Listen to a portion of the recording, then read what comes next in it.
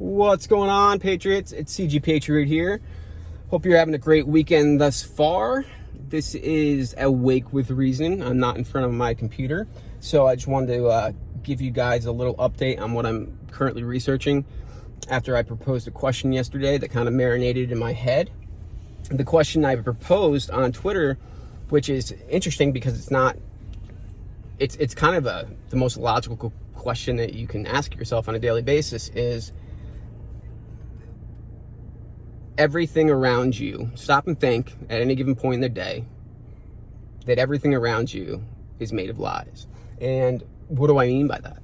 I mean the air that we breathe, the water that we drink, the clothes on our back, the paint on our walls in our house, the glasses that I'm wearing right now, the chemicals that they're made out of, the everything, all of this, the products that we put on our skin, everything that we interact with on a daily basis is made from lies. And obviously I'm not going to say something like that without having evidence to back that up. So and the interesting part about the people that are involved with, that are awake and that are involved with this movement, is that I know that you've got friends, and so do I, that understand this, that are asleep. But if you propose the idea about the chemicals in the air and, about, cloud seeding and all of that stuff, right? All of the stuff that is provable, that they understand. But the next thing that you say to them, and they agree, right? And they agree, but they're still asleep. The next thing you say to them is that, well, what if that was done purposefully since the beginning, and now apply that same principle to everything else? Apply that to politics, apply that to movies, apply that to all of it. Why would it be that wouldn't be deceptive as well? So I didn't want to bring up a subject on Easter weekend that was, that had a heavy tone to it, but it is something that I at least have to sometimes remind myself of, so I understand the bigger perspective on everything that's going on. And if I start to doubt that, maybe this whole thing isn't a conspiracy, and maybe it's, maybe there are people that are looking out, well, there are some that are looking out for our benefit. The majority of the folks out there are asleep and don't care, or don't want to care, and they just want to go about their life. Or the other part is actually actively participating in this propagation of lies, and that weaves its way throughout our society in every stretch of the imagination. One of the things, and I'm going to go into this probably tomorrow, I think, and it would be a good day. I want to go into this in more detail to actually provide everybody with evidence of this, right? But I did a quick search.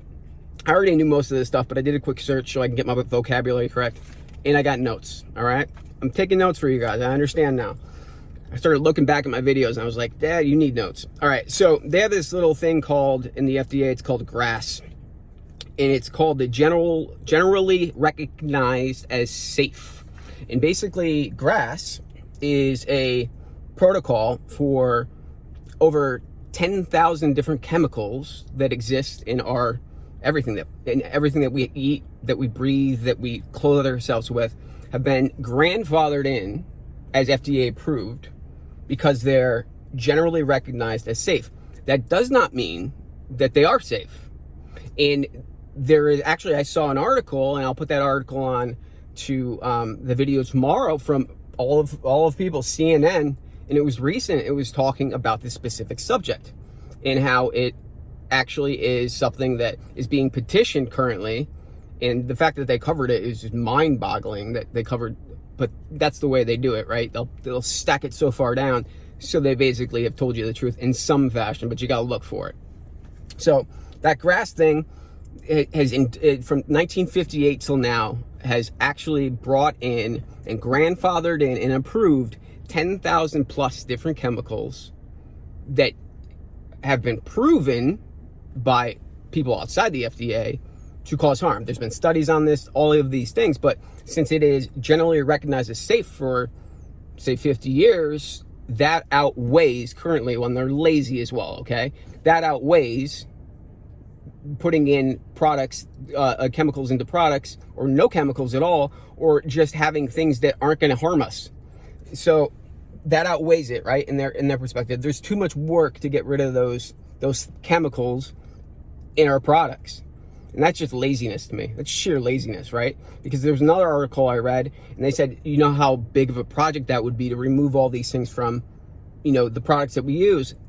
And then my proposal back is, you got to start somewhere. So remove a chemical, give them a substitute that's more organic, and then do it one at a time, month over month, year over year, etc.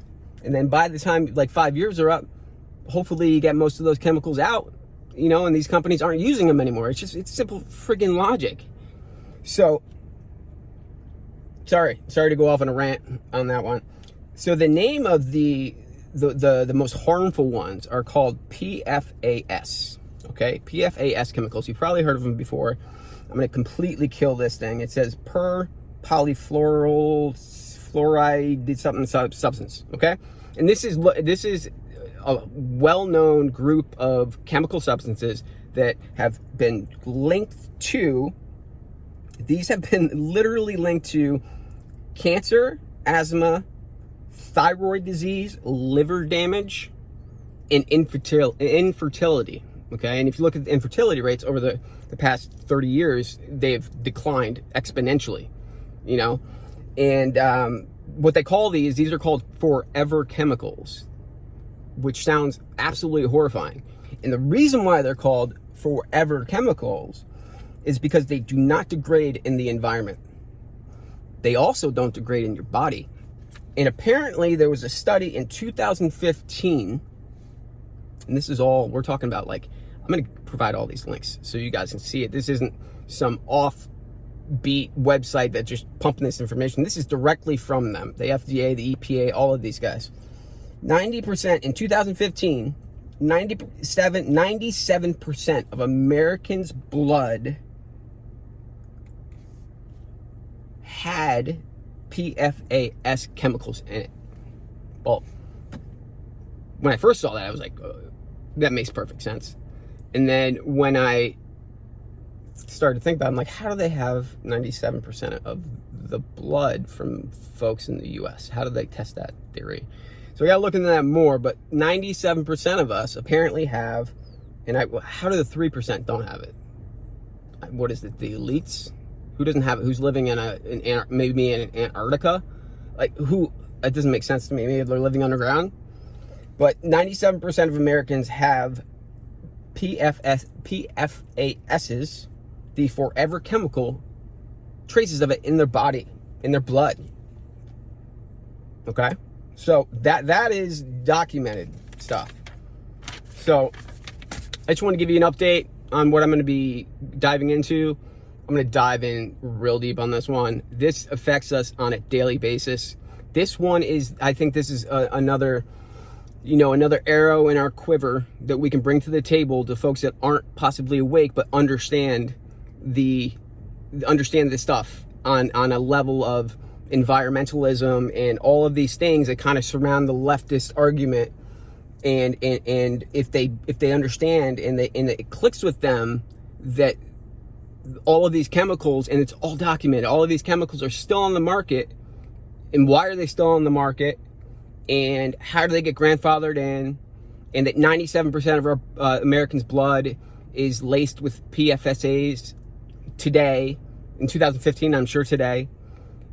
And was that done? And the next question is, was that done on purpose? And if it wasn't, why are they still doing it since 1958? Okay? So, that being said, you guys have a great holiday weekend. I am going to be celebrating it with my family. We're going to do more of my wife was asking me actually today about the Easter thing. And, again, this is my opinion. I've never been a big manufacturer or holiday guy. It's supposed to be it's meant to be the celebration of the resurrection of Christ. It's not, and I don't know how that has anything to do with the Easter bunny and colorful eggs. So, but I've got a 5-year-old son, so we're gonna figure something out. But I'm gonna try to ease him into not being subjected to these manufactured holidays. I know it sounds bad, but you know what? If we're going to raise a generation that knows the truth, we've got to start now. All right, you know, and I gotta basically churn off that section of my brain that says you're a bad dad for not, you know, memorializing these manufactured holidays like the Easter Bunny and all of these things, when it should be really given to, without a question, given to, you know,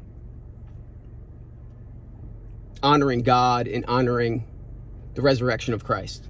And I'm hoping, to be honest with you, I don't know the details. I know that somebody told me in the past that that 9/11 was actually the date that Jesus Christ was born on, and that all the dates are kind of fluctuated, and they did that on purpose.